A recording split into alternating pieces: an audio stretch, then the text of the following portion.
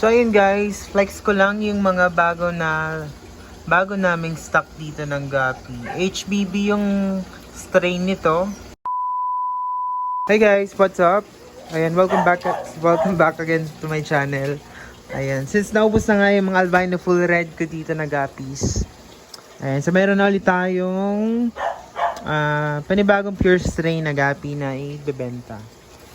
So, ito nga yung HBB na Gapi, guys. Na talaga naman na panigurado ako magugustuhan nyo, guys.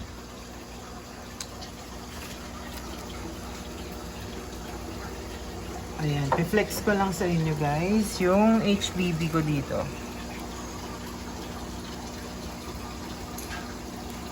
Ayan, ito yung HBB. So, nasa 30 pieces to lahat, guys. 18 yung, basta 18 ata yung female. Pero yan, lagay natin to sa show tank para mas makita nyo na maayos.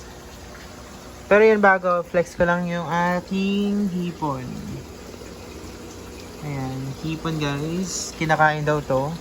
Kaya nilagay ko dyan para mapadami sila. So yun na nga, balik tayo dito. Lalagay ko lang sila sa show tank. So ayun guys, flex ko lang yung mga bago naming stock dito ng Gapi. HBB yung strain nito.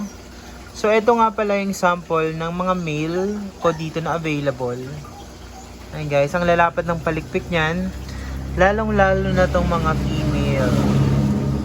Ayan, ito naman yung mga female guys. Kung mapapansin nyo, sobrang lalapad ng mga buntot niyan.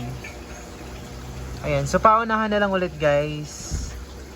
Paunahan na lang tayo. Sino yung makakakuha ng mga Gapis na to? Ayan, magaganda yan guys. 180 lang pala yung trio nito ha. 180 ang trio.